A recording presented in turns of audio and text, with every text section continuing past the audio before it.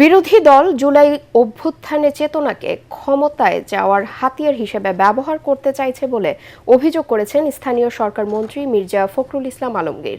জাতীয় প্রেস ক্লাবের আলোচনা সভায় তিনি আরও বলেন, জুলাই সনদের প্রতিটি অক্ষর বাস্তবায়ন করা হবে। সংবিধান সংশোধনের কথা জানিয়ে তিনি বলেন, বিভাজনের রাজনীতি নয়, ঐক্যবদ্ধভাবে দেশকে এগিয়ে নিতে চায় সরকার। মইনুল আহসানের রিপোর্ট। ঢাকা বিশ্ববিদ্যালয়ের সাবেক উপাচার্য প্রয়াত রাষ্ট্রবিজ্ঞানী অধ্যাপক এমাজউদ্দিন আহমদের ষষ্ঠ মৃত্যুবার্ষিকী উপলক্ষে স্মরণ সভার আয়োজন করে এমাজউদ্দিন রিসার্চ সেন্টার ও জাতীয় সাংবাদিক সমিতি। এমাজউদ্দিন আহমদের সহকর্মী, সুশীল সমাজের প্রতিনিধি, রাজনীতিবিদরা এতে অংশ নেন। দেশবরেণ্য এই রাষ্ট্রবিজ্ঞানীর কর্মময় জীবনের স্মৃতিচারণ করে এলজিআরডি মন্ত্রী ও বিএনপি মহাসচিব মির্জা ফখরুল ইসলাম আলমগীর বলেন, ফ্যাসিবাদ বিরোধী দীর্ঘ সংগ্রামে এমাজউদ্দিন আহমদের ভূমিকা ছিল অবিস্মরণীয়। এলজিআরডি মন্ত্রী বলেন, জুলাই সনদ আর সংবিধান সংস্কারের নামে জনগণকে বিভ্রান্ত করতে চাইছে বিরোধী দল। সংস্কার এই দেশে কারা এনেছে? বিএনপি এনেছে। একদলীয় শাসন ব্যবস্থা থেকে বহুদলীয় গণতন্ত্রের বিএনপি নিয়ে এসেছে। আমরা জুলাই সনদ বাস্তবায়ন প্রত্যেকটি অক্ষর আমরা পালন করব, এটা হচ্ছে আমাদের কমিটমেন্ট।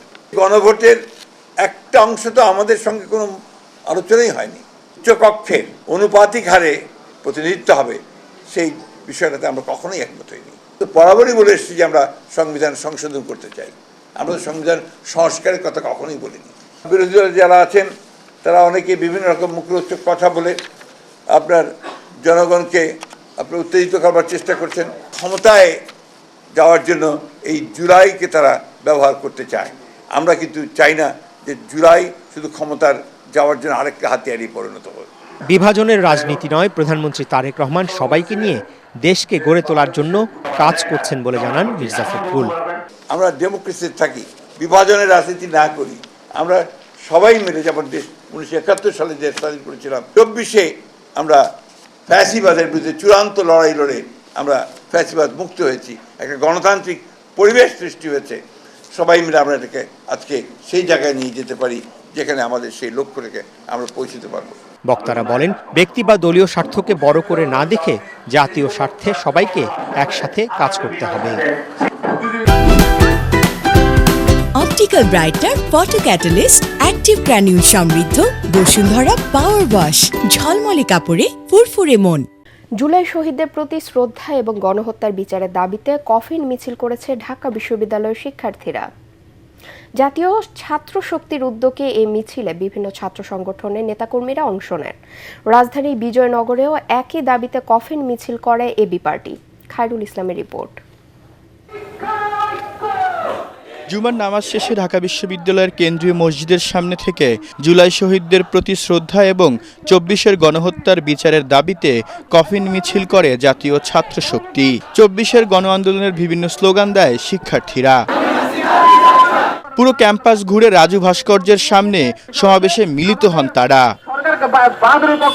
এ সময় ছাত্রদলের ঢাকা বিশ্ববিদ্যালয় শাখার সাধারণ সম্পাদক নাহিদুজ্জামান শিপন সরকারের প্রতি জুলাই শহীদের আকাঙ্ক্ষা বাস্তবায়নের দাবি জানান। মাননীয় প্রধানমন্ত্রী জনাব তারেক রহমানের কাছে পুনরায় আহ্বান জানাবো, জুলাই সনদকে বাস্তবায়ন করবে। হাজার হাজার ছাত্র জনতাকে শহীদ করেছে, তাদের বিচার অনতিবিলম্বে নিশ্চিত করতে হবে। ছাত্রশক্তি ঢাবি শাখার সভাপতি তাহমিদ আল মুদাসসির অভিযোগ করেন, বর্তমান সরকার মুখে জুলাইয়ের কথা বললেও বিএনপি নেতারা বিভিন্ন আলোচনায় অভ্যুত্থান নিয়ে বিতর্কিত মন্তব্য করছে। সংসদে বিএনপি তারা বারবার নিজেদেরকে জুলাইয়ের পক্ষশক্তি হিসেবে হাজির করেন, কিন্তু আমরা দেখতে পাই তাদের পাশে বসে থাকা সংসদ সদস্য ফজলুল এবং নীলুবর্মণীরা টকশোতে বসে এই জুলাইকে মেটিকুলার ডিজাইন কিংবা হচ্ছে ষড়যন্ত্র হিসেবে আখ্যা দেয়। এদিকে একই দাবিতে রাজধানীর বিজয়নগরে কফিন মিছিল করে এবি পার্টি।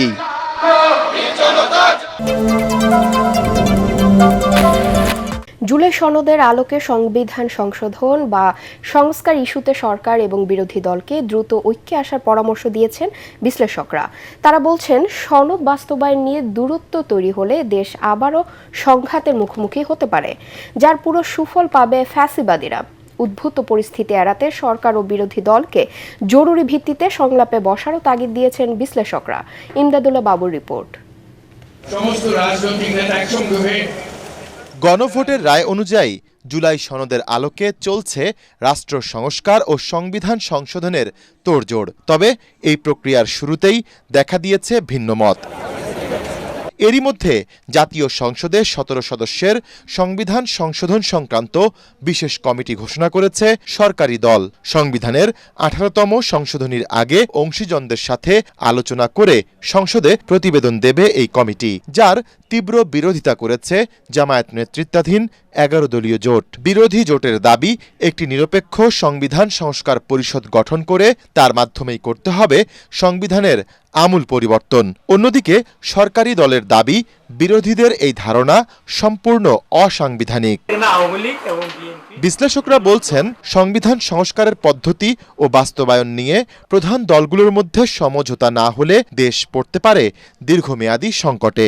এখানে সরকার যে উদ্যোগ নিয়েছে এটা হলো বিপ্লবী সরকার না বিধায় বিরোধী দল যে চিন্তা করছে সেটা হলো বিপ্লবী সরকারের চিন্তাটা করছে। জোর করে নির্বাচিত সরকার দিয়ে বিপ্লবী চিন্তা বাস্তবায়ন করতে যাওয়াটা কতটা টেকসই হবে সেটা কিন্তু বিরোধী দলের ভাবা দরকার। সংসদের যে কমিটি গঠন করা হয়েছে, পিপলদের ওপিনিয়ন নিবে, এক্সপার্ট ওপিনিয়ন নিয়ে সংবিধানের দ্বারা তারা সংযোজন করবে। এই ক্ষমতাটা কিন্তু সংসদকে দেয়া হয় না, কারণ এই সংসদটা এসেছে জুলাই আন্দোলনের পরবর্তী কনসেনসাসের ভিত্তিতে। It is not regular government. Regular government যদি হয় তাহলে কিন্তু শেখ হাসিনাকে প্রধানমন্ত্রী মানতে হবে, ওই সংসদের মেয়াদ শেষ হওয়ার পরে ইলেকশন দিতে হবে। গভর্নমেন্ট তো এখানে ডুয়েল পলিসি অবলম্বন করছে, তাহলে বোঝা যাচ্ছে যে সরকার ইটসেলফ কিন্তু রাজনীতিটাকে সংঘাতের দিকে নিয়ে যাচ্ছে।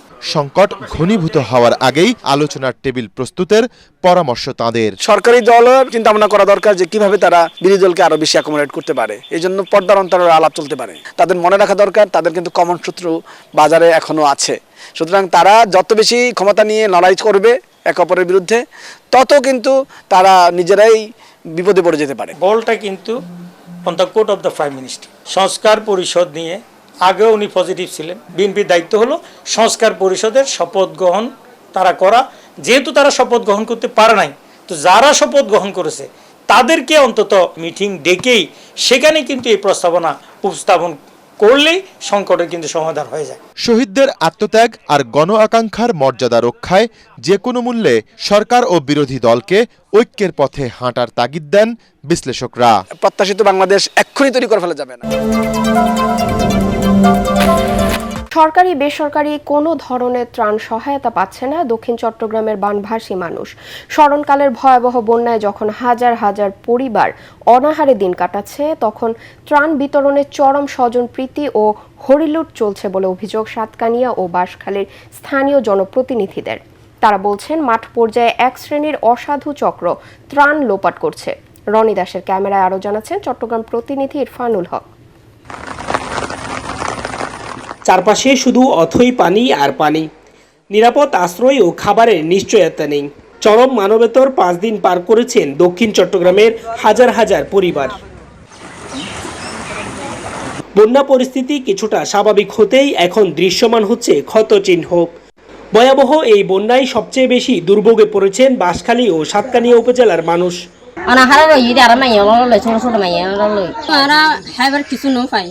এক ফোঁটা পানি পর্যন্ত ন পায়, পানি আছিল একমত মুড়ি দুয়া সোরা যারা পাই তারা দিয়ে আর কিছু ন দেয়। সরকারি বেসরকারি ত্রাণ সহায়তার কথা বলা হলেও বাস্তব চিত্র সম্পূর্ণ ভিন্ন। অনেক দুর্গত এলাকায় পৌঁছায়নি কোনো সাহায্য।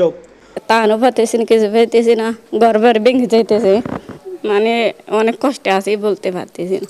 অন্যদিকে স্থানীয় জনপ্রতিনিধিদের দাবি, ক্ষুধার্ত মানুষের হাতে পৌঁছেনি বরাদ্দের চাল ডাল। উপজেলা নির্বাহী অফিসের থেকে যে 500 প্যাকেট শুকনো খাবার দেওয়ার কথা ছিল বা দেয়, ওইভাবে পানিবন্দী অসহায় মানুষের জন্য ওই ত্রাণ আমরা শুকনো খাবার পানি পর্যন্ত পাই নাই। তবে পর্যাপ্ত ত্রাণ বিতরণ করার দাবি করছেন মাঠ প্রশাসন। আমরা একদম সর্বাত্মক আমাদের যারা স্বেচ্ছাসেবী আছে, আমাদের যারা ইউনিয়ন পরিষদের মেম্বার আছে, তারা সবাই ঝাঁপাই করছে এখন যেভাবে ত্রাণটা পৌঁছে দেওয়া যাবে। অন্যদিকে ক্ষতিগ্রস্তদের পাশে থাকা এবং দ্রুত পুনর্বাসনের প্রতিশ্রুতি দিয়েছেন। ক্ষতিগ্রস্তদের জন্য আধুনিক সামাজিক নিরাপত্তা কর্মসংস্থান, অর্থাৎ বন্যা কবলিত প্রান্তিক অতিদরিদ্র পরিবারগুলোর জন্য টেকসই জীবিকা নিশ্চিত করতে আমরা ভিজিডি ভিজিএফ কর্মসৃজন কর্মসূচির আওতা বৃদ্ধি করব। অধিকাংশ দুর্গত এলাকাগুলোতে ত্রাণ নিয়ে চলেছে হরিলুট আর স্বজনপ্রীতি। এখন দেখার বিষয় সরকারের ভবিষ্যৎ পরিকল্পনার অংশ হিসেবে আর্থিক অনুদান পুনর্বাসনের ব্যবস্থায় কতটা স্বচ্ছতা আর জবাবদিহিতা থাকে।